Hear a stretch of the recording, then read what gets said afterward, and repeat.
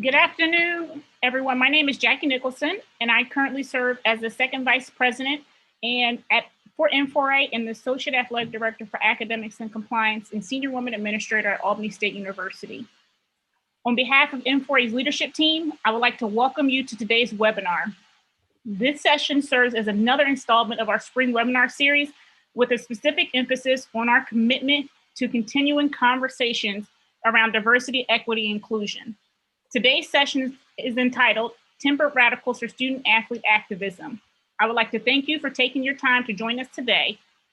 At this time, I would like to introduce our session moderator, and then our panelists will have the opportunity to introduce themselves as well. Cone is currently a doctoral student at Mary Frances Early College of Education at the University of Georgia. Thank you, Jackie. I will serve as today's moderator. Before we get started with our panelist introductions, I would like to know that if you have any questions throughout the course of this live webinar, feel free to use the Q&A feature at the bottom of your screen. I'll moderate a brief question and answer session at the conclusion of today's session.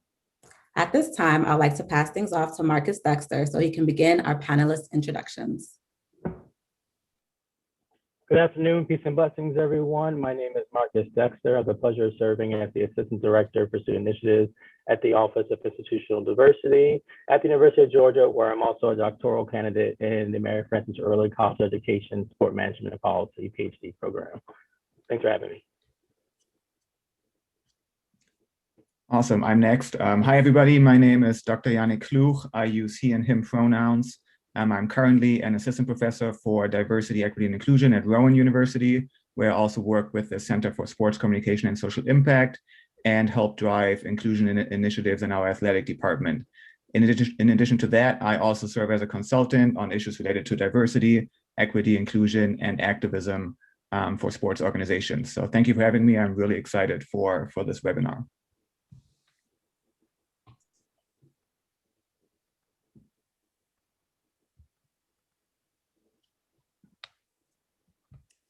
Okay, I'll go next. My name is Christina Ruffin. I currently serve as the NCAA eligibility specialist and the director of academics at Norfolk State University.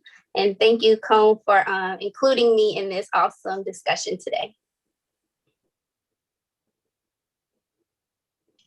I'll follow Christina. Hi, I'm Kiara McClendon. I am a co-founder as well as the president of Black, which is an organization centered on increasing diversity, equity, and inclusion within sports. I'm happy to be here, and thank you, Cone, for allowing me to have the space and share the stage with these other lovely individuals today.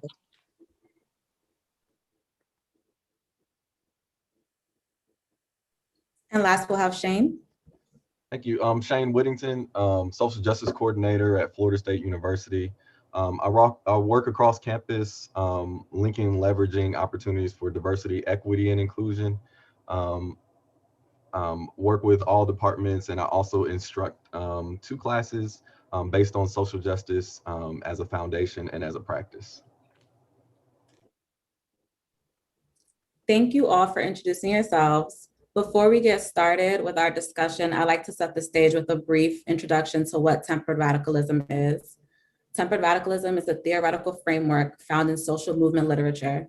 It acts towards social change or challenges power from a place of those who lack formal authority in an organization. Tempered radicals work by staying within their organization and tempering their strategies from the bottom up. They want to make change without making trouble. In the context of higher education in the United States, people who are delegated tasks from top level leadership, such as staff or administrators, are the ones who lack formal authority. For more detailed information on tempered radicalism, look into work by Deborah Meyerson, Maureen Scully, or you could reach out to me and I'd be happy to share what I'm working on. So I'd like to start off with the first question. Marcus, today's session is titled Tempered Radicalism. So introduce yourself to the audience. Can you tell us what being a tempered radical means to you? Yes, thank you for that question, Cone. And so I didn't go in full detail in my introduction. I'm a former NCAA Division I student athlete. I also, right after that, was a volunteer coach and assistant track and field coach here at University of Georgia. Then assistant track and field coach at the Cortland Division III school. And throughout those roles and experiences, I've had to not only advocate for myself, but also find ways in which for my student athletes on advocating for what is best for them, what's right for them, and how those aspects impact their experience of not only the institution and the program, but also how they navigated through life. And so for me, temporalism connects back to the ways in which we, as those who are in some form of authority or stakeholders for our student athletes, and how we can empower and affect change for them to really have a true empowering experience, not only to understand who they are as many times racialized individuals, but also who they are in the context of the environment and society in which we live, and how we can cultivate opportunities for them to really have a sense of belonging and growth and achieve the goals that they want in life, despite whatever barriers and challenges that may face them. Thank you so much. This next question is for Kiara and Tina. How have your identities impacted the way you engage with social injustice and activism? Okay, I'll go.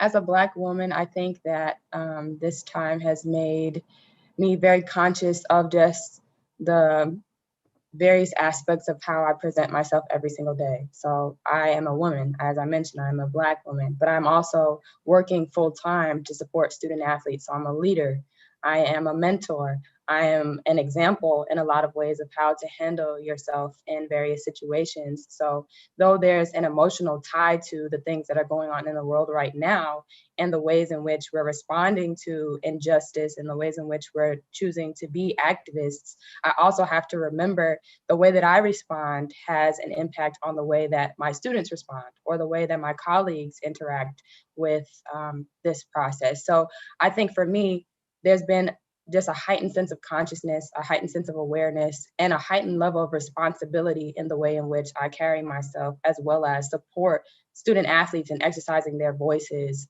as it relates to causes that are important to them.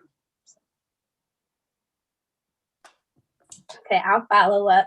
So I think for me and the work that I do now with our student athletes and really with administrators working at a HBCU is I kind of remember where I came from and how I grew up and what I was dealt with growing up. And so for me, coming from a rural town in Smithfield, Virginia, which was mostly like 60-40, so right, 60-40, but actually going to grade school at an all-private, a private Catholic school, and being the only African-American girl from 1st to 12th grade. So really trying to figure out who I am in a world that nobody looks like me. So realizing that I was dealing with a lot of microaggressions, not even knowing growing up what that they were really microaggressions. So with my friends that looked like me, I wasn't Black enough. But with the kids I went to school with, oh, but you don't act Black. So kind of having that confusion growing up until I was able to learn myself and learn my voice. And now trying to give that to our student athletes and understanding like where you are now in this time and age of all the social injustices that we're still dealing with in 2020 and now 2021. But knowing like the effects that it has on people. So knowing what we're saying it, how we're portraying ourselves, and how we can empower others so that we're not repeating the cycle of generation after generation, but we're empowering people to be exactly who they are, where they are, and knowing that that's okay. Thank you. It's beautifully said. Yannick and Kiara, can you tell us about your level of engagement supporting student athlete activism before and after the social justice demonstrations we witnessed this past summer? Kiara, you can go ahead. Sure. So prior to kind of this resurgence or this increase in athlete activism that we saw on the main stage, I was always the person that our student athletes would go to ask questions on how to engage in different causes or exercising their voices. So I feel like I've always been engaged in this work. And as a Black American, you're never truly not engaged in some level of activism or an assertion of like your stance on social justice. It's a part of our survival as Americans, as Black Americans specifically. So, but obviously during this time, there's been an increase. There have been more students that are engaged in this process. There are more students that have been excited to speak out, as well as students that are a little afraid to speak out because they're worried about, my scholarship maybe, jeopardized, or, I'm concerned that my views may not be reflective of, my institution's views. So how do I navigate this process? So I think there's been a heightened level of engagement, but there's also been a heightened sense of like, let me come to Kiara and ask her those questions more specifically on how to navigate this space. And then it becomes even further or even more of I guess, a sense of responsibility, again, going back to what I said before, because there are people from my department also asking me those things. So it's not just the student athletes who are asking, how can we engage in our activism? It's also the department, or it's also individuals coming to Black specifically and saying, hey, we love your programs and we've seen some of the things that you're doing. How can we partner with you to amplify the voices that are not previously heard, or the faces that are not previously seen? So I would, to summarize, I would just say that it's definitely increased. It's been a welcome increase, but again, it comes with a large level of responsibility as you're engaging in those conversations. Awesome, thank you, Kiara. Going off of that, for me, it has been very similar. This work is not new to me over the past year. What this past year has done is it has given folks more buy-in into the type of work that I do. I would say for the past 6 years, I've used my time on the campuses where I was at to provide a platform for student athletes or athletes in general to use their voice, to use that platform if they have it for social good, for social justice. That took different forms at different campuses. When I was at Bowling Green, I launched a program called We Are One Team that we used for athletes specifically to make their voice heard, to create programs and events that highlight marginalized voices in our community. At Rowan now, we have a very similar program. We have a social justice action committee that I helped establish.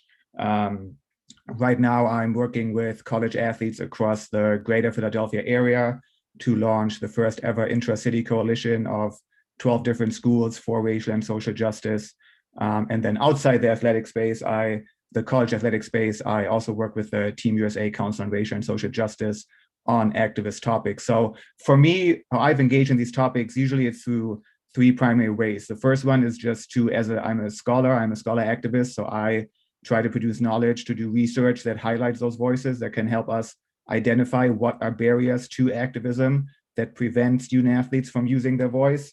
And then I serve as a mentor to athletes who, come to me and say, hey, I really want to use this platform. What can I do? And I talk to them about what they can expect, how to deal with resistance, how to utilize resources on campus, how they can find their role in activism. Oftentimes we think of activism as, people walking in the streets, which is a very, very important part of activism. But regardless of who you are as a person, you can find a space and a place in activist movements. So I really try to help them identify ways that they can make their voice heard. And then thirdly, for me, it's really about identifying those barriers to activism and doing everything I can in my role as a faculty member, as a mentor, as an advisor, as a consultant to help break down those barriers and have athletes find their voice and use their voice for social good. The second part of your question was, how has that changed, or how was the level of engagement different before and after 2020? The question before that was about identities, and for me, one of the major things that has changed over the past year is that I can have those conversations more with people who look like me, so other white people, specifically engaging white people on topics like racial justice, social justice, which is a very unique aspect about this current movement that kind of distinguishes this recent wave of activism from previous waves, that this past year has more white people, has them made more comfortable to talk about these issues, which is really important. Obviously, we can't achieve change without getting buy-in from the privileged groups. So that's one way that my work has changed. That I just noticed that it's easier to talk to other white people about these issues. It's still hard. They still don't want to engage generally, but it's a little bit easier than before 2020. Thank you both. I'd like to welcome Isaiah to the stage and offer this question to both Isaiah and Marcus. Can you speak to your experience as a former student athlete working towards social justice?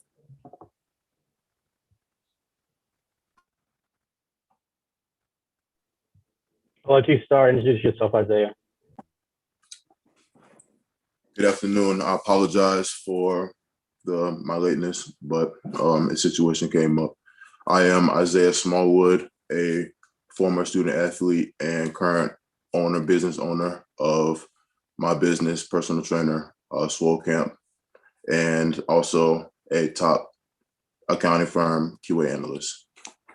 So, question is, can you speak to your experience as a former student athlete working towards social justice? So I remember being at my former institution. Actually, it was the election of 2016 that we were actually able as a football team, because I played college football at a Power 5 school, that we were actually able to go on buses during practice to actually go vote. So I thought that was a huge thing for our football team to do, because it felt like our voices, they made it a point for our voices to be heard over practice, especially at a Power 5 school where you're at D1 athletics, where winning, that's everything. That's all that matters. But I felt that it was a great thing for them to give us the opportunity to take our practice time, and we have to log a certain amount of hours during practice every week, but for us to actually get on the buses and go vote. So that was a huge thing. And then besides that, I just felt as a former student athlete working towards social justice, especially in today's time, is huge. And I'm very proud and appreciative of all the athletes. Their voices are being heard more and more. Whereas I would say when I was in school from 2014 and I graduated, and I stopped playing sports in 2017, graduated 2018 with a finance degree, that it wasn't really the biggest part, but it is becoming more and more the topic of discussion and is exactly where we should be heading. So I'm very appreciative and proud of how things are going, in my opinion. Thanks for that, Isaiah. And for someone who is a little bit more senior, not too much, to mention, I competed in track and field from 2003 to 2007 at two different mid-major Division I programs. And for me, definitely around that time, you know, where our country was, we still had this weird rose-colored glasses where race relations weren't as hyper overt in terms of all the issues we're facing today. We were progressing to somewhat that Obama assumed post-racial state, which didn't really truly exist, as we found out. And so working with our teams, a lot of things that came up, especially going from going to school near Princeton to going to school in Western PA in these podunk areas, where many of my teammates they may have had one Black person in their town before. They didn't really understand the Black experience or the non-white experience. And anything they really have known was from television. And so the impact of the media was very, very instrumental in how they assumed what it was like to be different. And so it allowed for us at my institution to have those difficult conversations with our teammates. And we had, while our coaches were white, they opened up that space for us to. If there were things they didn't understand, they would join in. And if they said a joke that maybe wasn't appropriate for a white person to say, they allowed us to challenge them, and they allowed us to educate them on why it may not be appropriate. But at the same time, we had the relationship with our white coaches where they would have, we would welcome them into certain jokes that were at least were appropriate enough for them to engage in, so that way they could better understand how we engage with each other. And so it wasn't just this white male coach who may be barking to a Black female athlete about them not doing something right, and automatically assuming that that white coach is racist. And what it allowed us to do is help us to see is like, where are some of our implicit biases in which we held as racialized individuals, and also had that dialogue with our coaches, but also administrators. You know, there weren't any overt issues that happened, but through the Black community outside athletics that also was connected within, we were afforded that opportunity, that space. And I think that's something that's important for many of these institutions, no matter what size, is to provide space for student athletes to not only engage in identity development within the programs and the department, but also how they're connecting to the larger institution.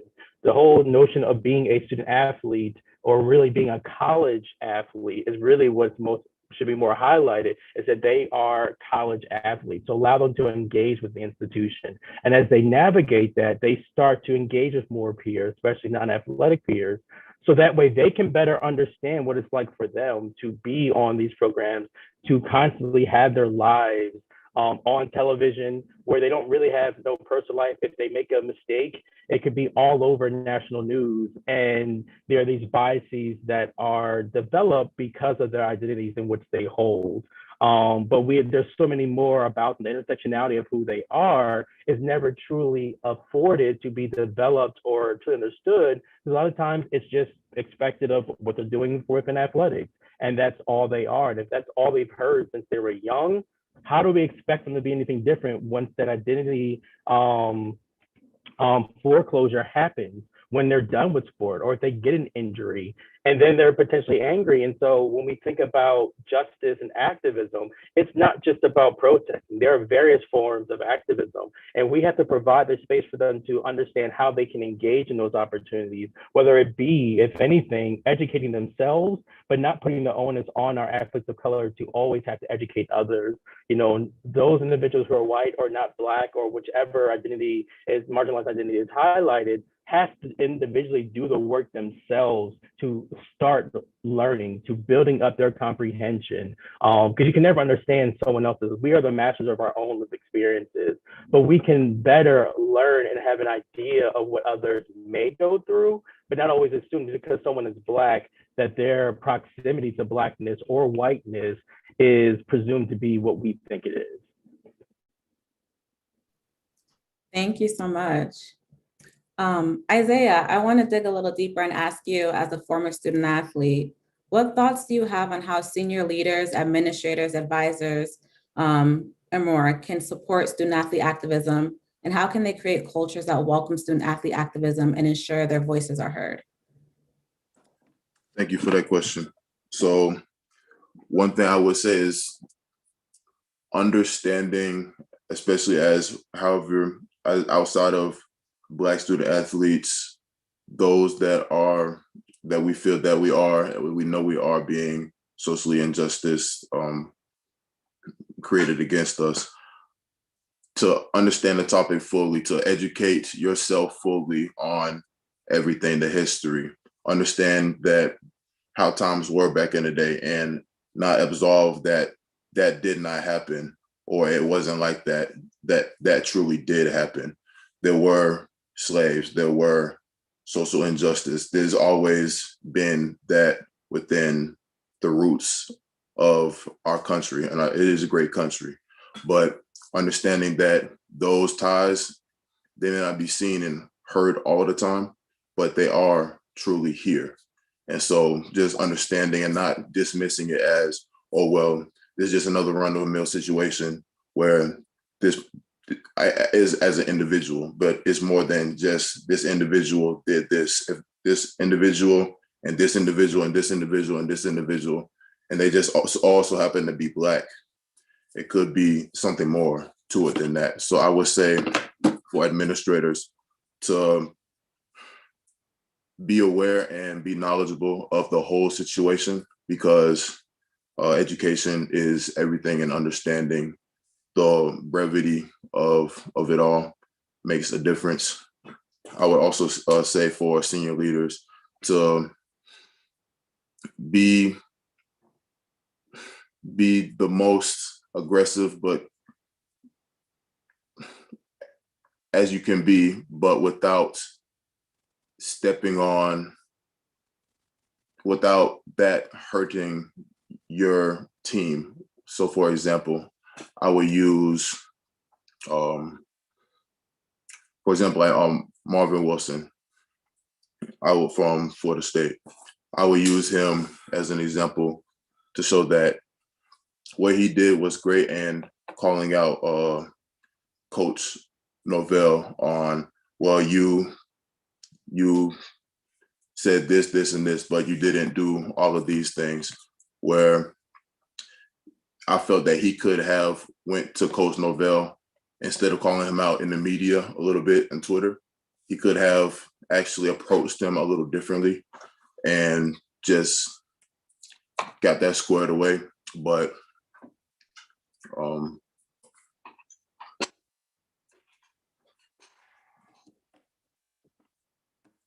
there is a lot more that we can do as a whole, and just creating that culture and creating a place where voices can be heard, I just feel is absolutely necessary. Thank you. Thank you. That was a very powerful response. I'm going to transition over to Christina and Marcus and ask you, how do you get buy-in from senior leadership in your department and across campus? So I'll go. I really think that everybody has to listen. So I have a different perspective being at an HBCU where our student athletes are safe. This might be the 4 or 5 years that they're safe. They are comfortable. Everybody looks like them. They don't have the worries once they step out of campus. And so it's hard at my institution kind of to get the buy-in, because we don't want to have those tough conversations for when they leave campus and what true life is going to be, because they've come from true life for 4 years. And now, again, like, we give them a sense of comfortability because they know that everybody is supporting them. Their teachers, their professors look like them. All the administrators pretty much look like them. And so it's kind of hard to get our student athletes to understand, like, the real world is going to happen once you cross over that stage, once you leave 700 Park Avenue. So I think we have to have those tough conversations, and we have to really instill into our student athletes what to expect. And I think Dexter talked about it, that whole identity, like, what is your identity going to be once you finish your 4 or 5 years of competition? And it's up to us as administrators to make sure that we are equipping our student athletes to be successful once they get their degree. And so I think that's a really struggle that I've seen for me at Norfolk State. This summer, we try to put a coalition together, and it was really well. Our student athletes, we have 6 universities within a 30-mile radius. And we have amazing student athletes. We had student athletes from William & Mary, Christopher Newport Hampton, ODU, and Virginia Wesleyan, and they were excited. But then what do you do when that excitement dies down? How do we keep that conversation going?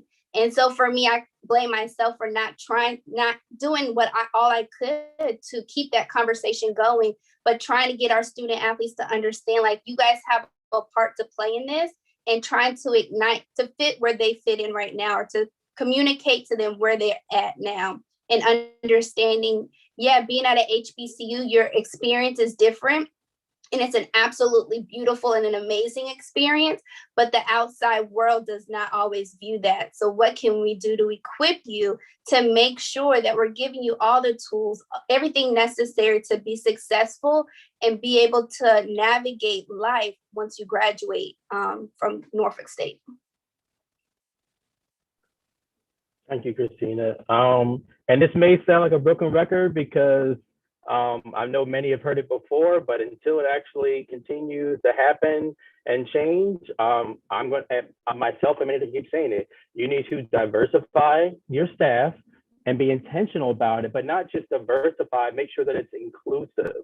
You know, a lot of times there are fights for and there are engagements into diversity, but where's the inclusive work? And also, how does that all centered in with equity and justice?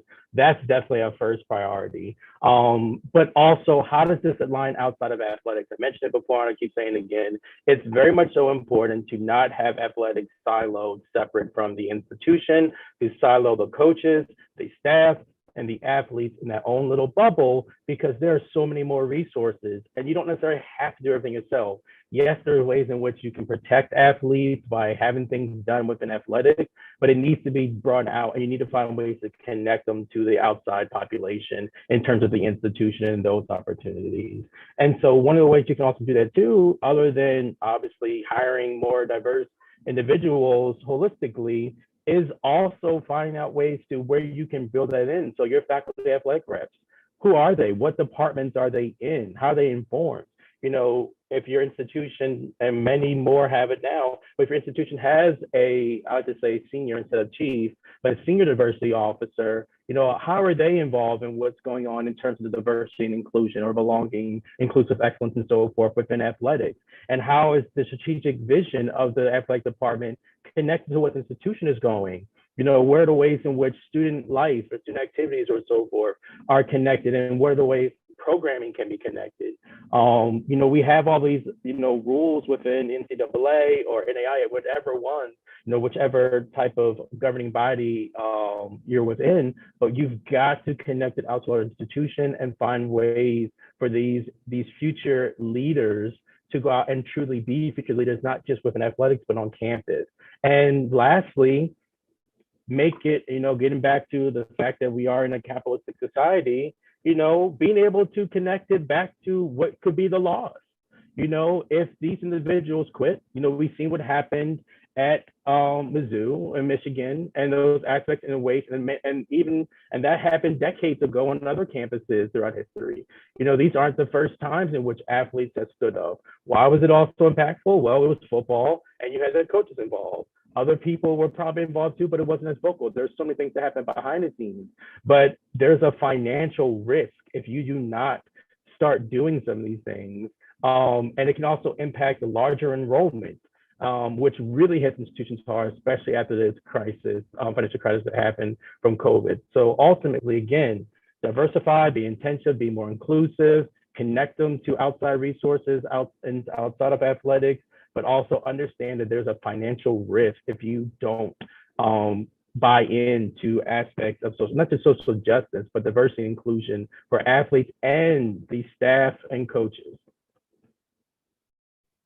Wow, very insightful. Thank you. Cone, can I say one thing to piggyback from Marcus? And I just want to just give a shout out just really to the N4A board, because I feel like my activism really was with administrators and hiring processes.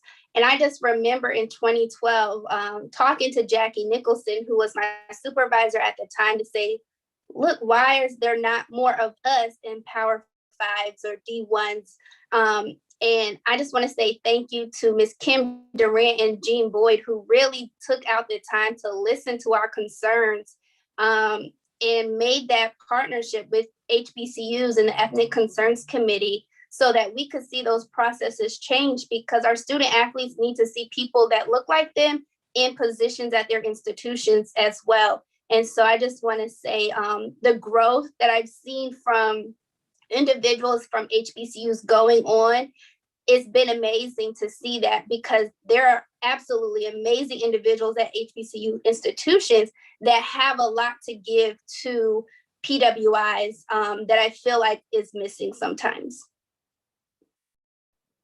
Thank you. Thank you for adding that. Shane, I want to ask you, how has your department responded to student athlete activism, whether that be their own athletes or student athletes from other institutions? Yeah, thank you for the question. Our institution is a Power 5 institution. It's a very large institution. So one thing that we have to consider in the way that we respond to things is to think about the size of our university. And when we're thinking about the size of our university, we also have to consider how decisions are made. and what things can be done quickly, what things can we address that can be long-term. But specifically, when we're considering that as a foundation and a context, when something happens in our society that has occurred, continuously occurred, but has now had a whole lot more instances that have been publicized nationally and across the board. When we consider turning a moment into momentum and then into a movement, we have to consider what will work for our institution in particular. And I work with our athletics department to establish a Black Student Athlete Association. And it's very interesting the way that was navigated, given the context of the environment and also the context of how our university moves and makes decisions. That was a decision that could be made quickly, that could be led by students, and could then be carried out by those student athletes in a way that was meaningful and thoughtful for them. So that was something that was quickly done in the short term. But as we do something like that in the short term, we also have to consider the long-term impact that they may have, and trying to sustain something like that when other identities then say, hey, this is something that we want to be a part of and we want to do too. So we have to consider those aspects and how we partner within our organization and how we think about it as it fans out across campus. So our institution in particular responded really quickly in a way that was critical to student need. And it doesn't always do that. I mean, let's be honest about it, right? It doesn't always do that, but this was an instance in which that could occur. I do think because of the size of our university, we also have to consider the bureaucracy that happens around a decision and something like that, and establishing a Black Student Athlete Association, right? What does that mean for the individual, but what also does it mean for the institution? And I just want, when I'm doing this work, to keep those things in mind, because there are a lot of individual benefits and also costs, but there are also a lot of institutional benefits and costs. And we have to figure out where we have common ground when we're establishing these things. Absolutely, thank you. And Shane, another question for you, and Yannick, I want you to jump in on this question as well. What challenges have you encountered in your work with student athlete activism, and how did you overcome those challenges? And then also to add, what do you wish you would have known before engaging in this social justice space?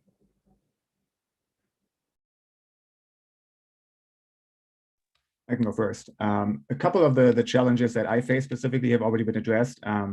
Dex talked about, oftentimes on campuses, athletics tends to be siloed off a little bit. So anything you can do to tear down those silos and to create those partnerships across the community are going to be really beneficial to foster student athlete activism. Specifically, one of the things that comes up in all the work that I do, and that's a very practical barrier, is just the time commitment.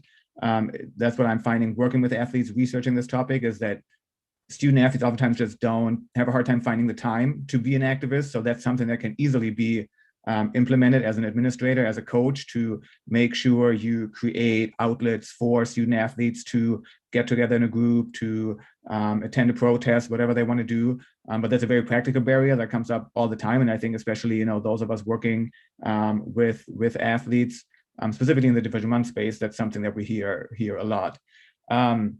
Two of the barriers that I come across all the time with my work with athletes that we haven't talked about as much yet. The first one is that activism is emotionally very draining and exhausting work. So just to be aware of that those of us who identify as activists and who are activists, it's very emotionally draining and exhausting. And as administrators and coaches, we have to be aware of that. And we got to make sure that we have the resources on campus, whether that's the mental health resources, counseling, the support systems in place to support our athletes who decide to take a stance, which sometimes can be very public and there can be very intense backlash. The emotional exhaustion piece, it's a million times worse if you identify as a member of a minoritized group. So just to be aware of that, that's another very important barrier to this type of work that we have to be aware of. And then we talked about this a little bit, but oftentimes the infrastructure that folks have created in their athletic departments is not supportive of activism, whether that's you have peers who don't get why activism is important, especially at those sports that are predominantly white, that I think after this year, that position that, we shouldn't care about this, that sports are apolitical, becomes less and less accepted, and rightfully so, because if you're a member of a marginalized group, it's your existence is always politicized.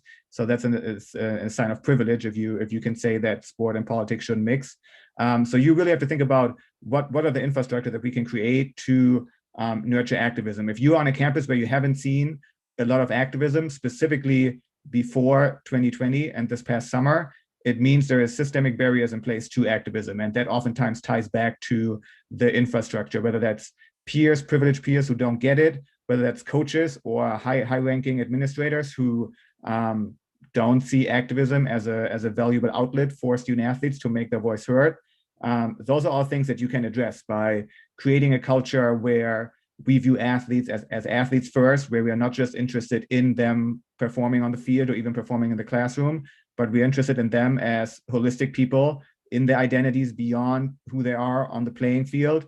And that means talking about social issues, making those conversations part of the culture in a team, in a department, creating policies that really anchor and speak to the athlete voice.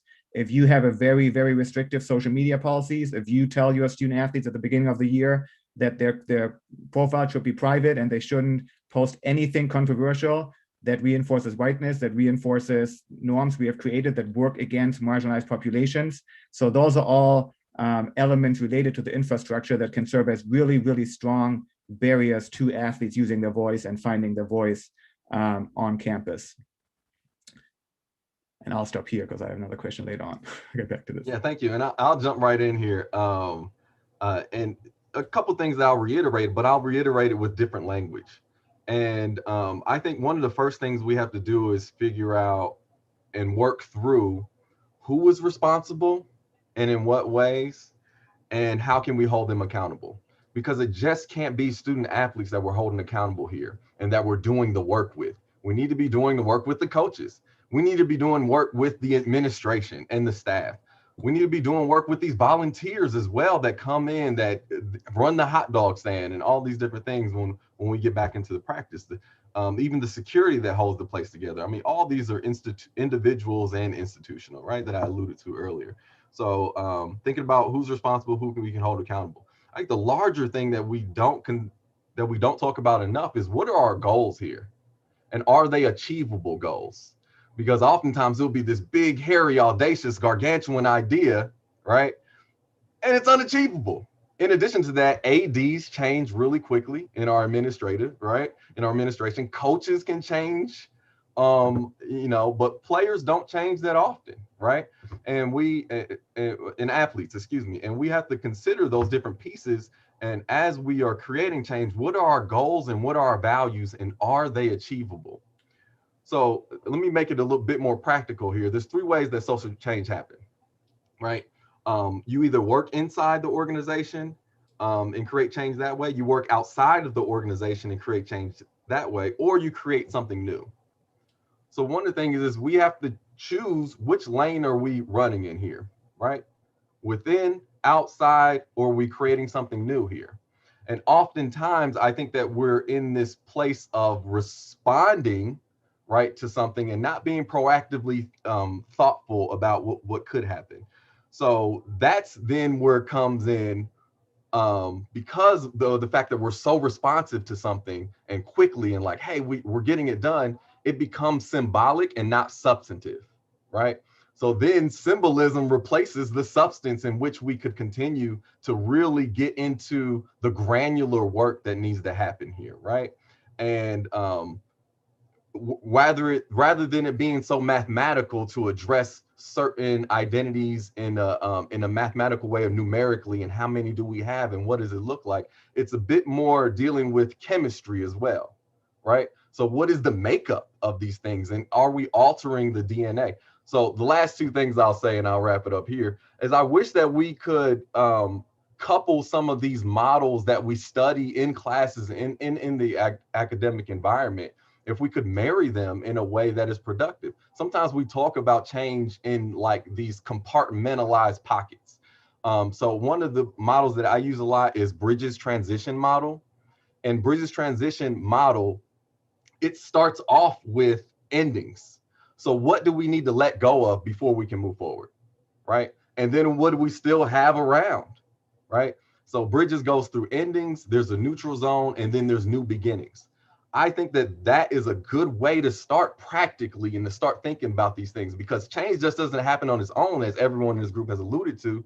We also have to think about what do we need to separate ourselves from or get away from, so then we can create new space within ourselves to grow in that way.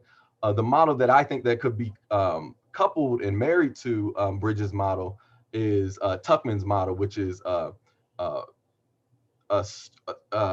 what is it? Storming, forming, norming, and performing, right? And everybody has heard that before, but if there isn't really a lot of action that is given to that in a way that is productive. So then as an institution, we can do these things and we can hear everyone's voice when we have these dialogues. It's just not, it's not a top-down view, it's not a bottom-up view, it's a bottom-up, it's a bottom-out, excuse me, right? So that is inclusive of everybody when we're having these conversations. Thank you, Shane, and thank you, panelists in general, for all your insight and your responses, and just the phenomenal information you shared with our participants today. At this time, we have a few minutes to take a couple of questions from our audience.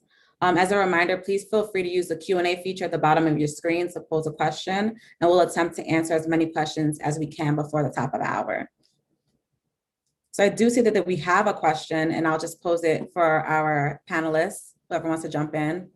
How do you help navigate student leaders, example, SAC board, balance between feeling empowered to make a statement or hold a demonstration and the hierarchy that they are already feeling, with administrators creating a feeling that they will need to gain permission before moving forward? I can jump in here. So in addition to the work that I do with Black, I serve as the advisor for a program called Sheroes, or a group called Sheroes, which is the Black leadership program for Black female student athletes.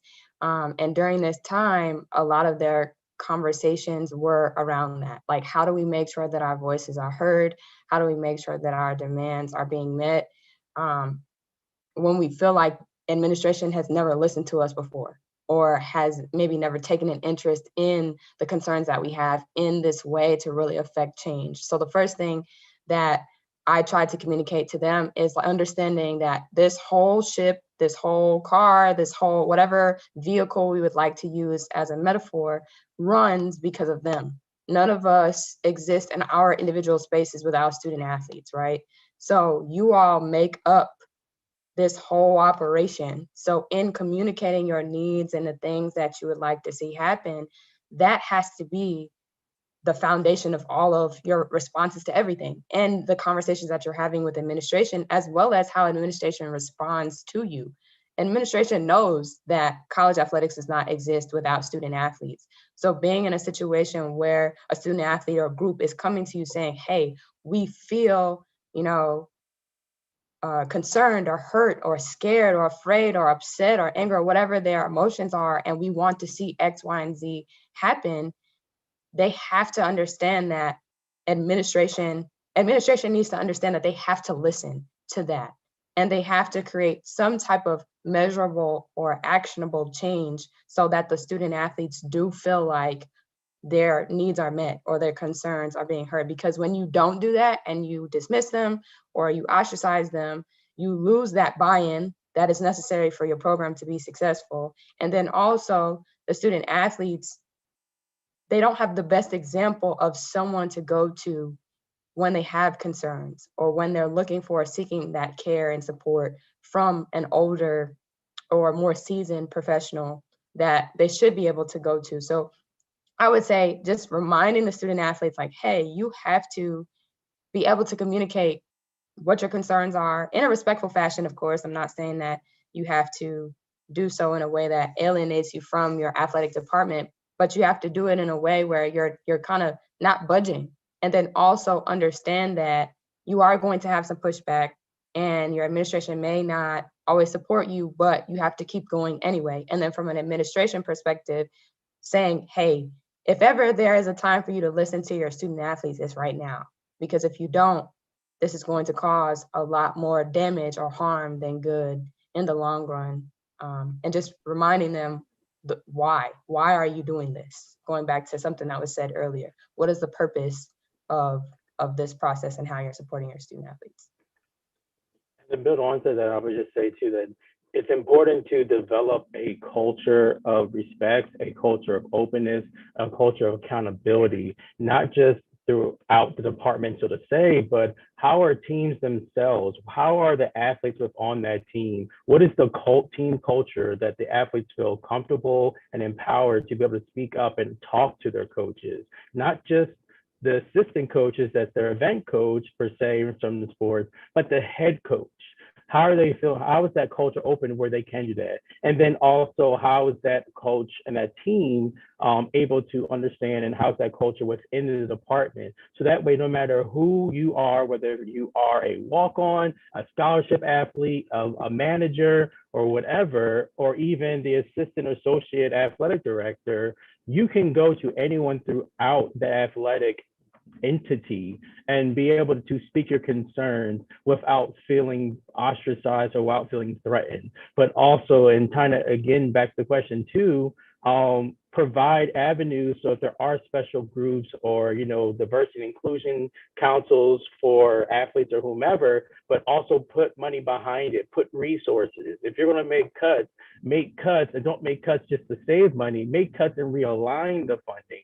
So that way they actually are able to do something, because you can't do this work for free. And too many faculty and members on this call and this panel are doing this work for free because we believe in change and we want it, but at the same time, things cost. We got bills too. And I'll put my cash up in here too if you want to, but you've got to be able to put the money where your mouth is, as it said. You've got to be willing to support it holistically and not just throw money so that way, oh, here you go, make some things happen and we'll highlight it. Really, as it said, what are those outcomes from it? How is it aligning back in with the infrastructure institution? And then how are you rewarding the work? How is it like, yes, we did something great, we want to highlight it, but always be mindful, is it necessary to show it? A lot of institutions don't publicize they do because it's nobody's business. The work's getting done and you don't have to be performative in this as long as the needle is moving forward. Would it be okay to say one more thing to piggyback off of Marcus? So also, you mentioned making sure the culture on the team itself is a culture that's, celebratory or inclusive, right? But in your athletic department, period, like a lot of us are doing work.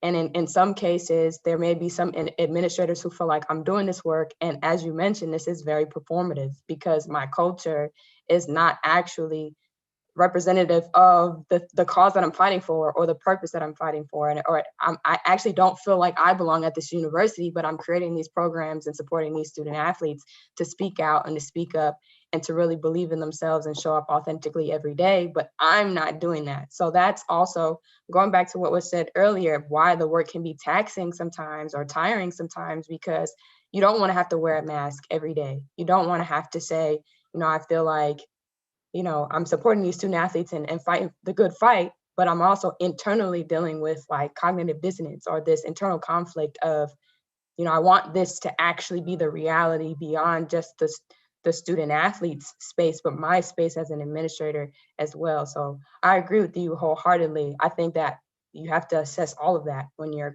trying to affect change. Absolutely. Thank you all.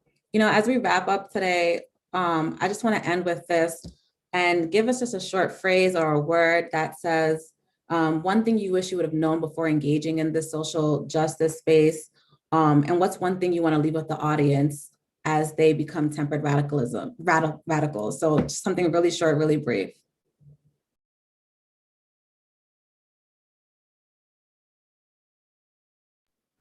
I can go first. For me, obviously representing, when it comes to racial justice, a privileged group, oftentimes when we think of tempered radicals, we think of using the unique power we have and using that to not make too much trouble. as a white person, you should be the person making the most trouble. That should not be on your peers that are Black or Indigenous or Hispanic. That should be on you as a white person to make that trouble at this moment in time. As white people, we have privilege. We don't have to do this work, but we need to, because we can't have success without our voice in this current movement. So that's the one thing that I want to leave the audience with. If there's other white people on this call that look like me, now is the time for us to step up and to make some of that trouble to make sure we can achieve change. I would say to ask for forgiveness and not permission. That would be my biggest thing, is just to act. We can't keep sitting back and waiting for things to happen. We have to do them ourselves. And like a lot of people said, the work is taxing and it's emotional draining and the load is heavy. So the more people that we can get to act with us, it makes it so much easier to move the needle forward, like Dex was saying, but ask for forgiveness and not permission.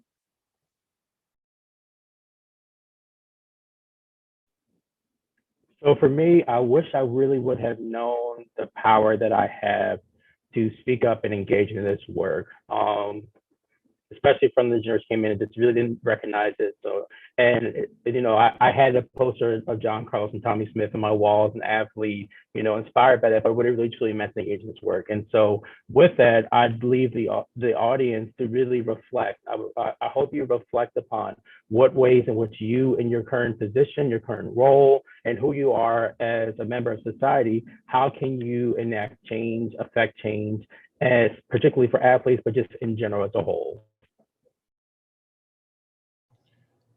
Yeah, I would say one of the things that I had read about in the book 11 Rings, I think Phil Jackson, is he said, whatever you resist persists. And I think that is just real across the board and however you interpret that. And also another thing that a social justice advocate told me, given the context of healing and addressing certain things and knowing thyself, is the three magic words that people usually would say is, I love you. But the three magic words that this social justice advocate told me that we need to use in doing this work is let it go, right? Because oftentimes we are holding on to something that is then keeping us from moving forward in a certain way. And that is keeping in mind the context that builds you even to get to that point. The last thing I'd say is that what we don't do enough is celebrate the small wins. I wish we could just do that a whole lot more. So we have these big, huge visions, right? And even the small things that we achieve, like we just had a meeting or we just had a conversation. Beautiful, thank you. I appreciate that. Let's do more of that. And I wish we could celebrate wins like we celebrate wins in athletics. We celebrate wins socially as well. I thought my message would be that if there's any student athletes out there, or if you can relate this to a student athlete, that there is strength in numbers. An example I would use is during the NBA, when we had the boycott, and because the Milwaukee Bucks decided not to play because of what was going on in Wisconsin at the time, and they didn't play the Magic. LeBron was upset because he wasn't upset with the decision. He was upset with the fact that the Milwaukee Bucks didn't get the whole NBA together to act as one unit. And I know one unit as a team is more powerful than an individual here, an individual there. So I would say to student athletes that if you can unify, if you can reach out to a student athlete at another school that you're good friends with, and y'all on the same page, or another school, or even within your team, or even within different sports within your school, and you all act accordingly and respectfully but aggressive. That's the word I was trying to find earlier. Respectfully but aggressive. That there is a lot more power, and you can celebrate that win a little harder because y'all did it together, and the change is inevitable. We just have to key in. I like what he said, celebrate the small wins, because we're slowly getting there, slowly inching closer, slowly 1%, just 1% here, 1% here, 1% here. And then eventually the change will be inevitable. These social injustices, don't let everything that we've been fighting for up to this point be for naught. It's all for a reason, and we will continue to move forward. But I would just say that if you can, or if you feel acting irrationally and emotionally is effective, but not always the best. When you can act, you can take emotion and rationality and put it together and think for right before you act for maybe a few more minutes, because you never even know what your message or your voice could be the next voice that makes the change. You never know whose voice is going to be the one that makes that change. So I would say continue to speak out, continue to work together, and continue to fight respectfully but aggressively. Kind of a hard act to follow here, Isaiah. That was great. So I think just briefly, I would say, I wish I would have known before engaging in this work how many people would be committed to misunderstanding or just not wanting to support the causes. Because I think when you talk about basic human rights, right, or you talk about an understanding or just the process of growing and supporting other people, you think, well, of course, like, duh, this makes sense. Everyone should be supportive of the work that's being done to either further even the playing field or just amplify the student athletes' voices, regardless of race or gender identity. But not everybody is going to align themselves with the cause or causes that you're fighting for, and that's okay. So the piece of advice that I would leave everyone here today, whether you were engaged in activism now or you plan to in the future, is knowing that for every one person that you may have that's in opposition of the work that you're doing, your impact has the power to impact many others, right? So despite opposition, despite resistance, despite anyone that's committed to not understanding you, keep going and keep pushing and keep fighting for that change, because the work that we do is hard, as we mentioned, but the reward beyond the work that you're doing for the student athletes, for yourselves, is extremely important and extremely impactful. And it's great to celebrate it when you see something come to fruition that helps to bring us together and to make that impact.